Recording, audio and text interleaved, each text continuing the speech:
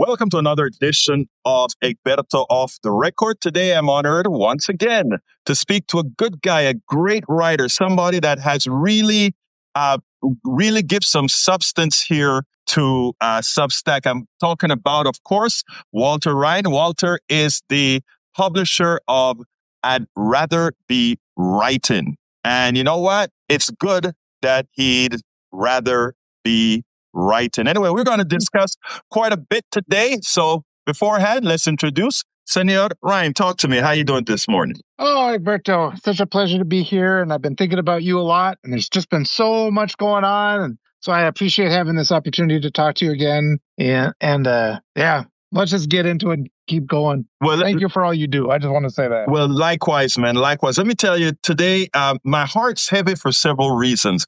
But of course, what we got is the destruction of the life of a 22-year-old. What I think and I think this is because of the state of our politics, and it pains me. I have a 34-year-old daughter. That's not too far removed, 12 years from a 22-year-old. I can't imagine the pain, irrespective of the ideological bent of that parent. I know how I would feel if that was my daughter. And that's that family's strife right now, that their son is responsible for taking another one's life. And especially in this climate where it's a life that has connection with a president that probably is going to be seeking some sort of a major retributions. Your thoughts? Yeah, this is just everything that's going on right now. And I did a talk yesterday. I told a friend of mine, it's like everybody just has to get the temperature down. Everybody's making these assumptions. And a thing that's on my mind, we all denounce this violence. The left has been trying to stop this gun violence for my entire life, And then earlier in this week, what do we have? We have a president who's sending out memes of pictures of himself in front of burning American cities, and then we get to these acts of violence happening. And a responsible president, a responsible leader of any kind would say, in a moment like this of tragedy, we can't continue to fan these flames of hatred and violence. We have to tone it down. And it's critical that we don't cast blame because we don't know what happened. We don't have an investigation. But this administration, they started off by firing the air traffic controllers, and then we had mid-air collisions. And then they've gone through and they've fired high-ranking generals. They're firing people not based on merit, but because of race and gender. They're firing all these people. And so we don't have, the investigations that go into these things are, all of our best investigators have been gone, And so, yeah, a person's life is, multiple people's lives are, it's a wave effect. It just keeps getting worse and worse and worse. You made a whole lot of commentary about the condition that we're in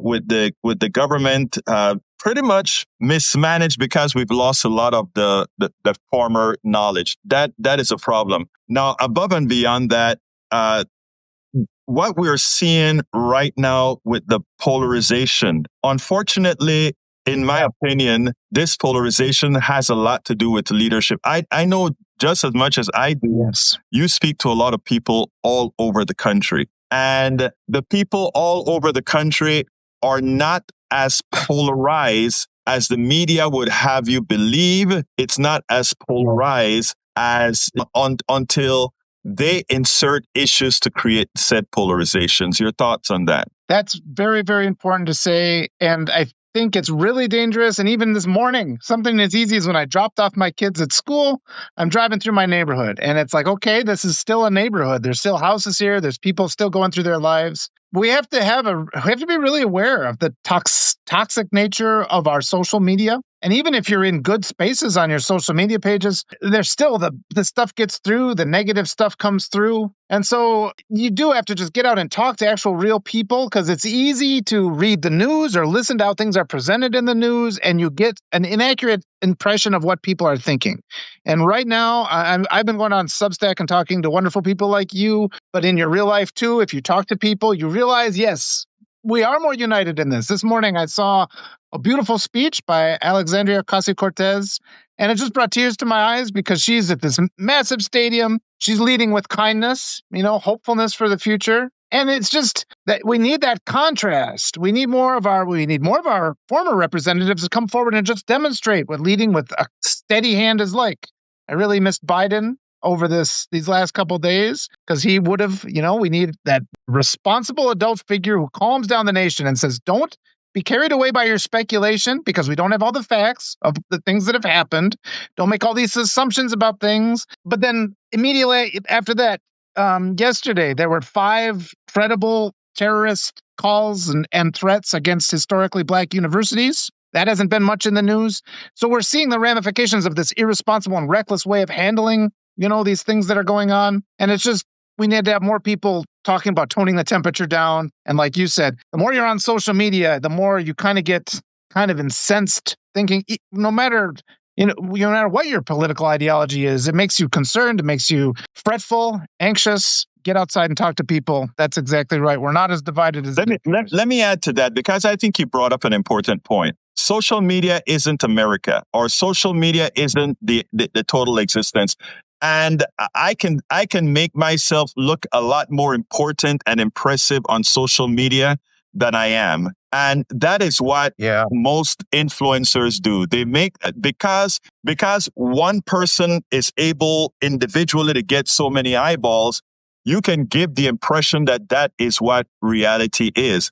And it is something that we really have to work on. We have to really educate, not the influencers, but educate the people that they are just seeing things through one avenue of millions. And that one, Go ahead. Well, I was going to say, I've been writing a long time, so I know what it's like when I'm getting bombed by bot accounts.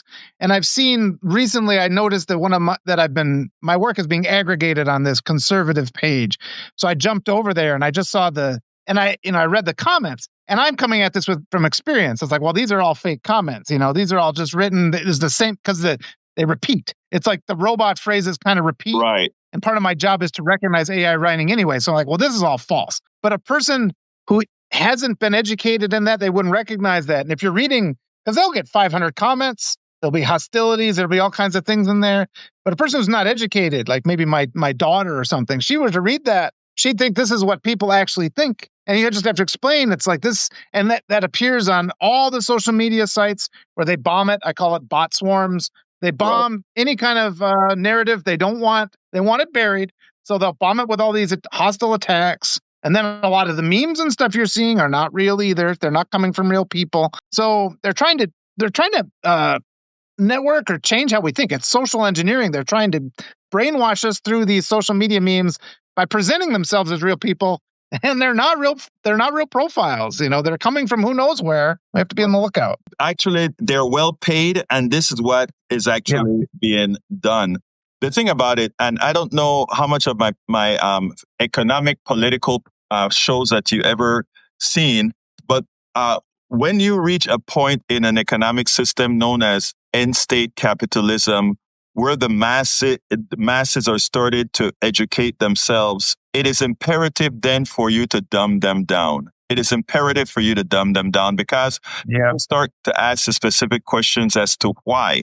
Why am I working so hard for so little? Why am I not? Why can't I get health care that every other country has? People start to ask these questions, and when there are no good answers, the only thing you can do is ensure that there's chaos. And we have an industry designed to create chaos. And I think some of the writing that you do, what I do, what others do, Weems and our good friends do along the way, is to try to open people's minds to just not accept this, because there is, in fact, a better way.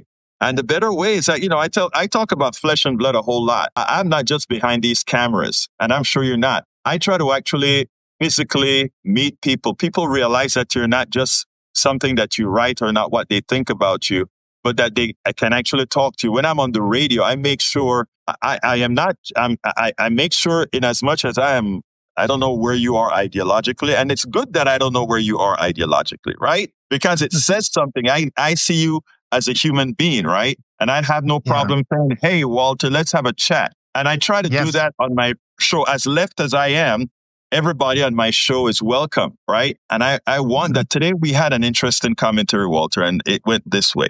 I am very upset, decidedly so, about the coverage of Charlie Kirk, because I think what they're trying to do, and many of the media, and in fact, some of the media one would consider progressive. I think this is in order to try to hold on to Trump, not shutting, making life difficult for them, is they are just bringing up, they're making Charlie Kirk be what he wasn't. I hate that Charlie Kirk was murdered. I think it's a sad day in America that Charlie Kirk was murdered. Yeah. But to deify him the way the mainstream media is doing, I think it's just as bad. Yes. And before I get any further, I would love to see if that is the sort of, if that is where if you're in similar position or not. I'm curious. Yes, absolutely. What's frustrating me, and it's obvious because he's had this just deplorable idea. I mean, when asked about, school shootings, he made his comment that in order to have, his belief was that these things are necessary, that we have to sacrifice some of our population in order to maintain our ideology. And I think what we need is a cultural awakening here. That's an unacceptable thing. And it's not new. I mean, it's unacceptable to say we have to sacrifice some people because that's just accepting it might be you or it might be your kids. We can't go through life like this saying, well, a couple of us are going to have to die to keep our way of life alive. That means your way of life is corrupt. If it requires people to die, your way of life is corrupt. And I was just reflecting, there was a story called The Lottery by Shirley Jackson, written in 1948. I don't know if you know it, but every English major has read this story. And it's about a little town in the United States, and they have a lottery every year. And they're all talking about how important this is and its tradition. And the one of the loudest advocates for the lottery is the one who wins. But instead of being happy, she starts screaming because they stone her to death. And that's what their tradition is. They just sacrifice somebody in their town once a year. And this is the lot. The United States is the lottery. This was 1948. And it's been that way forever. You don't have a chance to succeed here. This is not a country. Everything they've told you is a lie. If you're not in that elite ruling class, you're cannon fodder. You're the one they're going to sacrifice. And when they say we have to make some sacrifices so we can maintain a way of life, they never intend it to mean them. It's always us they intend to sacrifice. They're quite happy to sacrifice us. And so that's what has to change. We have to, and this is going to be a big awakening. It's a big awakening for people to understand this. We have to just put that whole thing aside. And that's a major part of our identity. We have to embrace a future where everybody is protected. Everybody is treated with the same rights and privileges and basic dignity, no matter how much money they have, no matter how much of a platform they have. Nobody should be killed. And if people are going to sit there and attack me then and say I'm some sort of hate monger for saying that, I don't understand their contorted logic that they're using. Because all I'm saying is that everybody deserves to be protected and safe and have the same chance at prosperity and the pursuit of happiness. It's called projection. Yeah. That's what it's called. In other words, they project themselves and their words onto you. And they try to make it that way. I'm glad. Look, I didn't know that's what you were going to say, but I got to say that I'm happy to hear that that you're saying what you're saying. And interestingly, yes, we have to get together. Now, the governor Governor Cox of Utah, he said something very important, and his speech at the end of, I don't know if you've watched the press conference yet. I've already posted the first part of the press conference. I'm going to go process the second part of the press conference with a heavy commentary. And let me explain what I mean by that. The governor went ahead and said, he spoke well about what we need to do. We need to get together. There are Republicans and Democrats in Utah that are getting together and speaking. Great thing. And he said, but you know what reminds me the most? Something that Charlie Kirk said, you need to forgive. And the worst thing your enemy hates is that you forgive, but you need to forgive. And he also used another phrase that Charlie Kirk uses that was actually a good phrase. It was a good phrase outside of the context of everything that he stood for. And I think the error that the governor made in that if you are looking for unity, if you're trying to unite people, even as this involved the killer and the victim of the killing of that person that was so diabolical, I think it is important that you don't use the commentary of that person when you're talking about unity. What has happened has been caused by the current polarization. Do not use the polarized as an example of how we bring unity into the country. And I think with all the good things that governor said, that's the mistake that he made. Yeah, it's upsetting how these narratives get changed, and everybody has a seed of truth in their ideology, and then there's places where they get confused, and then there's things that they're willing to tolerate. The idea of forgiveness is important, but that doesn't mean that we can allow people to continue abusing children, for example. Right. You don't say I forgive you and then let them continue doing what they're doing. And sometimes these things, they get mixed up. People will talk about things like venerated traditions. They'll kind of disguise what they're trying to do. And it's like, well, what actually is the venerated tradition? And then it turns out to be something awful. Mm-hmm. The word tradition is a good thing, but the actual thing we're talking about is different. And the main thing I've been emphasizing with people is everybody's jumped to a conclusion. They've already jumped to a narrative about this, this horrible, horrible act of violence. We don't know what was behind it and motivated it, and we won't, and we might never know, but people are, if they're assuming one group is responsible and then turning that assumption into hate and then turning that hate into attacks. I mean, there were 5 attacks on historically Black universities. They had nothing to do with this. Right. And that should be denounced by everybody. And I haven't seen that denounced in the media yet. I've seen a lot of people get fired because they said, well, actually, I disagree with what Charlie Kirk said, which you should be allowed, right? The whole point is we should be allowed to say what we want, and if I disagree with him, I should be able to say that and not lose my job, right? Doesn't matter, if something happened to him, I still disagree with what he said. But why is it that that's still where the narrative is controlled and we are not denouncing these real acts? I mean, it's not talk anymore. Real threats against historically Black universities. I've received more threats. I had some death threats just the other day from different groups. I'm not responsible here. This isn't my thing. So this cultivating the hatred here, like you're saying, rather than toning it down, it's like, look, we have to do the investigation. We have to rely on reasonable thought, not reactionary emotions with the assumption because of the optics of something. That's not evidence. The evidence is what the forensics teams find. And I'm not a forensic investigator, so I shouldn't determine or think that I know who is responsible and why. And I wish our whole nation would start to figure that out. But some groups want the narrative more than the facts. And that's, I think, ties into what you were saying. It is sad because whereas we had that murder 2 days ago, we also had on that same day, I think 3 or 4 students in Colorado get shot, and the perpetrator committed suicide, and all of that's the gun violence that we speak about all of the time, and it is sad that what gets coverage is Charlie Kirk, right? Yep. Charlie Kirk, the promoter of hate, gets a lot of coverage, and worse, that somebody like Matthew Dowd loses his job a couple days ago because he happened to tell the truth, that a sportscaster lost their job because they happened to tell the truth. And the reason they do that is, hey, they can do it and get away with it because it is Charlie Kirk and they can say it was accompanied with a murder.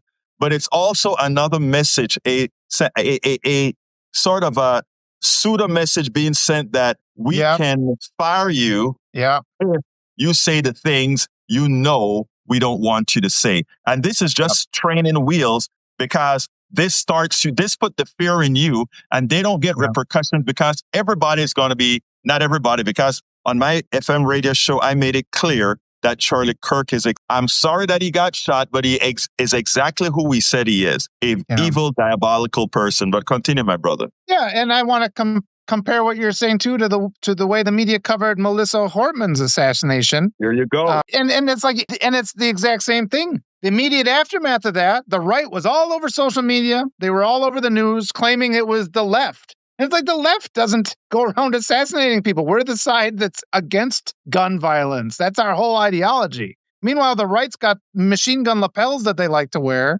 And you just look at some of these candidates running for office now. They're holding guns in their political campaign ads. I've seen various ads that just make me sick, where they're acting like they're targeting the other. They're like this conversation of violence is entirely coming from the right. Right. And then we have Melissa Hortman gets killed and assassinated by a man who pretended to be a police officer. He was disguised as a police officer, didn't identify himself, which is another issue, because we've got people that claim to be law enforcement agents covering up their faces, refusing to show identification, abducting people. They might actually be law enforcement agents, but there are some too that are just pretending to be law enforcement agents so they can rape women. And This is the thing that nobody's addressing. This is an issue that should be stopped because it's being done with, under the camouflage of, government approval. So not the ones that are not actually involved with the law enforcement. But this is the problem you get when you allow law enforcement agents to cover up their face and not show ID. So that was going on. Then the right, while the left sits there and tries to process their trauma and waits for the facts to come out, the right is already pushing their narrative because the only thing they want to do is have an excuse to physically attack the people on the left. And they did it. They did it with their threats against the historically black universities. So this kind of has to cut through the narrative that the media is presenting. They're still trying to tell the left to be careful with your rhetoric. The only thing they're covering is they're firing journalists who say, actually, that guy spoke a lot of hate speech. And they're disregarding these stories about terrorist attacks on historically black universities. Once the information emerged about Melissa Hortman's assassin and his political affiliations, which were on the right, that news story disappeared. Because once the facts emerge that counter the narrative the right wants to impose on us in pursuit of their calls to hostility and harassment and violence, and I know I've endured it. My family is an immigrant family, so we've been enduring hostile acts from people on the right for as long as my children have been alive. That's just a fact. And it's never mentioned in the media. And the second the facts emerge that start to undermine that narrative, that whole political movement just changes topics, moves to something else, and finds another way to cultivate hatred and violence against the left. And it's just unfair. That's why we're on. That's the reason I'm on these shows talking to wonderful people like you, because we have to counter this social engineering that the media is involved with right now. And I'm glad that you said that the mainstream media is in fact compromised. Again, like I said, quite a few people got laid off over the last 2 days. Now, it's interesting because one of the things that I did recently is there was a terrorism expert on, and the terrorism expert came out and said, as he's talking about these issues, he then said that most of the violence historically in this country has come from the left, which got me pretty upset because as somebody who follows this history for quite some time, it was clear to me that has come from where again? The right. In fact, from the inception of our country, slavery was a right thing, a rightward thing. And so I went and did some research and came out with the whole list of the different movements that involve the right. And I got some that I even forgot about. The right has been so violent through this country. And interestingly, even whenever there is violence on the left, it always seemed to be a violence trying to correct the ills of the right.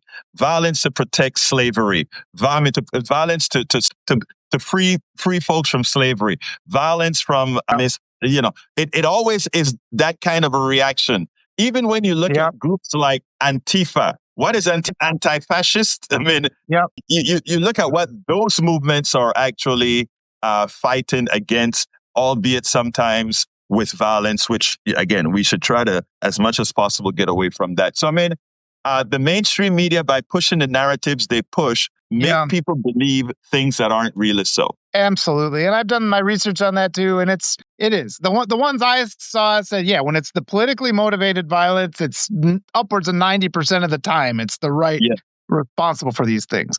You look at, but it's just, and the reason the general public doesn't know this is, again, that propaganda mechanism, which is exactly what we were talking about. The facts have left the building. We have a whole political movement that dismisses the advice and the opinions of experts. It encourages people not to read. We have books banned. We don't teach Black history. If we taught Black history, people would see it's the right-wing assaults that are causing all the violence. The Ku Klux Klan used to blow up churches. It's just the most horrible thing. All these things are just so terrible. And then, getting back to Black Lives Matter, those were overwhelmingly peaceful. And people they were overwhelmingly peaceful demonstrations. And if they became violent, it was because white supremacist agitators were bussed to the places and began attacking people. There's a video you can find online, and it's this guy who looks like he's in riot gear. He's walking through a neighborhood just breaking windows. That was Wisconsin. I remember when I'm not Minnesota, I think it was. Or Minnesota, Wisconsin. I think it was. Yep. Yeah. I think it was Minnesota. I think it was in the Twin Cities. Yeah. No, it's interesting because I was a member of Black Lives Matter, and again, I was there at its inception. In fact, when we pretty much confronted our good friend ran for president. What's wrong with me?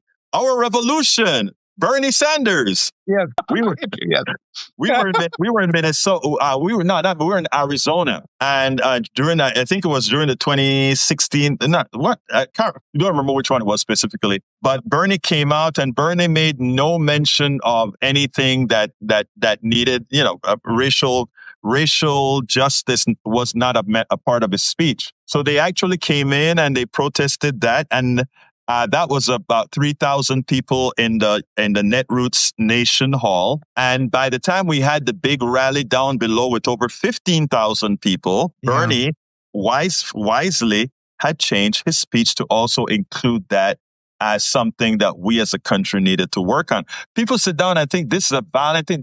These are people working together to make a better country. That's all it's all about. Yeah, and it is always easier to destroy something than it is to build something. And that's why the right has so much power, because all they do is destroy. Everything that they have is to just tear things down. A good trick I always use with people, because we've all been in these situations with groups of friends where one person's like, let's do this. And they're like, nah. And they say, and they seem to kind of gain in stature because they just they tread on everything. And so the trick they say there is, okay, what do you propose that we do? Right. And and then they don't have anything or they refuse to offer anything. And at that point, it's exposed. And so much of the country, and I understand that people are frustrated. I understand. I'm frustrated too.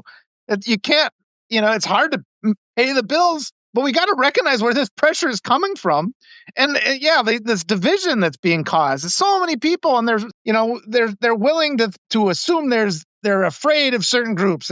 They assume these groups are the ones that are responsible. And you just have to reach out to your neighbor, and say, look, I want groceries to be cheaper too. How do we do that? And then they're all afraid of things like socialism. And it's like, well, that word doesn't even mean anything based on the way you're using it. Why shouldn't the government actually work for us? Don't we respect the military? Isn't the military there to defend us? Isn't that an example of the government working for us? And we have to make those because people are so indoctrinated with these beliefs, and the way the media changes everything, where they divert away from the truth and they figure out a way to kind of feed into these historical strains of hatred that have run through since the beginning of this nation, and they capitalize on that.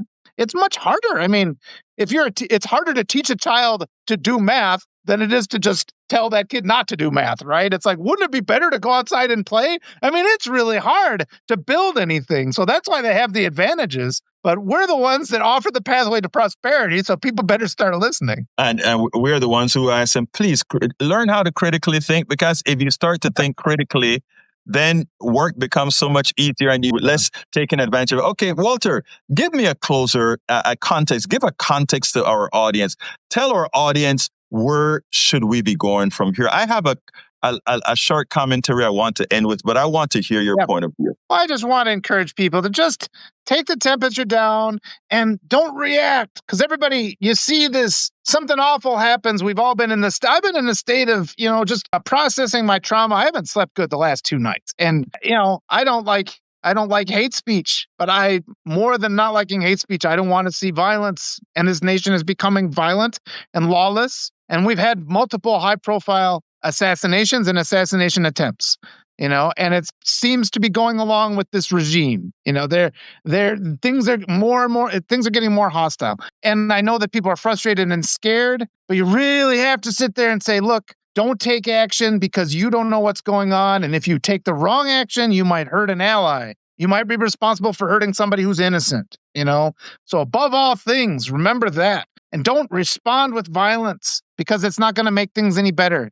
Just tone it down, demand for investigations, ask questions. Don't be afraid to ask questions. And like you said before, Egberto, reach out to your neighbors and you'll find we all want the same things. We want our kids protected. We don't want them getting scooped up by billionaires who have pedophile islands somewhere to be playthings. We don't want that. Let's keep having transparency. We keep the demands for that. Let's hold the bad actors accountable, but first, let's find out who they are with evidence and critical thinking and just try to tone things down. I echo absolutely everything that you've just said, Walter. And I want to add a little analytics to this. And I want to tell the folks that are listening to us, don't allow labels to have you fear critically thinking. For those of you who watch my program, I talk a lot about end stage capitalism. And while this conversation between Walter and us here is not about that specifically, I just want to say that it plays a part in it. In end stage capitalism, it's the part where this economic system mathematically has eaten itself, and it now has to come for you. And we can discuss this on other platforms where this would become more evident. But in doing so, the only way having a mass population for that system to continue a bit longer, it'll fall on its face. Mathematically speaking, it's unsustainable. It'll fall on its place, but it can last a little bit longer if I can keep all of you that are listening right now and all of us in the country in a perpetual state of turmoil and polarization against each other. It is in the benefit of that small few that runs this system that we fight among each other. That is the only way it survives in its current form for a bit longer, because it is dead. It cannot survive. But a few more years, a few more decades. Yeah. 40 trillion in debt. Yeah, exactly. Now, we have to critically think to ensure that we understand what's going on here. And in that process, we can actually turn things about. Forget about the words socialism and all of that. There is enough richness in this country for all of us to do well, and we don't need to kill each other for it. It's all there for all of us. Love, as corny as it sounds, if you can simply look at another person, whether you agree with them or not, and learn how to love that person. Yeah. I tell you something, bud. Go ahead. Or just not be angry. Just not be angry. Just take a second, and just say, okay.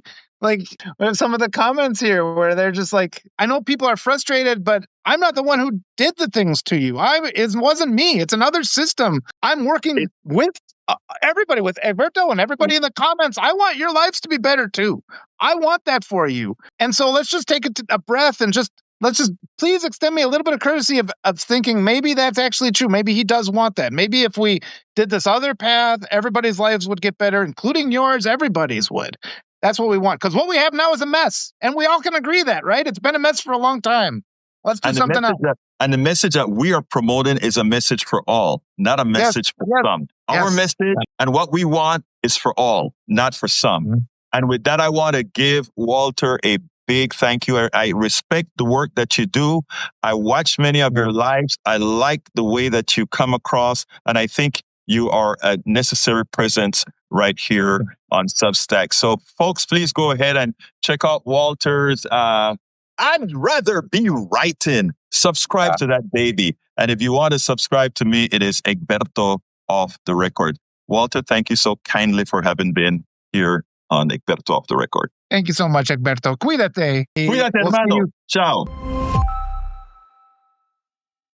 All of our country's problems, from polarization to ignorance on domestic and international issues to a complete misunderstanding of our economic and healthcare systems, are a direct result of a derelict mainstream media that too often bend over backwards to support corporate or bought politicians' wants as opposed to the people's needs for real information to make their lives better. Independent media is the only solution to inform truthfully and factually. Why? Because our loyalties are to you, the ones who fund us with small dollar contributions and subscriptions.